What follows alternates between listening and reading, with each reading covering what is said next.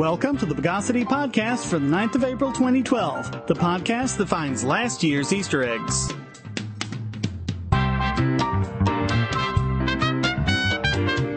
This is your host, Shane Killian. Let's take a pass over the news of the bogus. It was actually known before the Iraq War began that the claims that Saddam Hussein had weapons of mass destruction were lies, as the website truthaboutwar.org documented.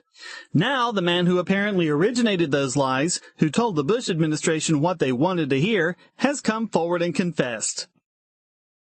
Even after all our debunkings, we still hear people in countries with universal health care, or UHC, bragging about their healthcare system, including hideously long waiting lists that result in people's conditions becoming untreatable.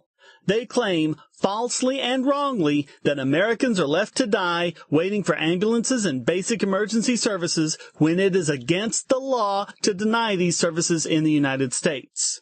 But not, apparently, in UHC countries such as Sweden. Just ask the family of 22-year-old Jill Soderberg, who died because her repeated calls for an ambulance went denied.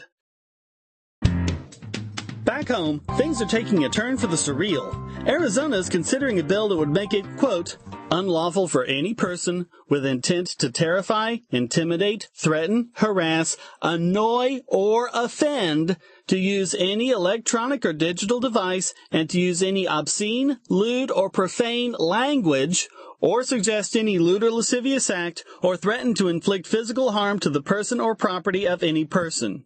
Geez, half the comments to my YouTube channel will be illegal. And now it's time to weigh the gravity of this week's biggest Bogan emitter. And this is one I take no joy in giving out, since it's an individual I have liked and respected for years and had several very rational discussions with.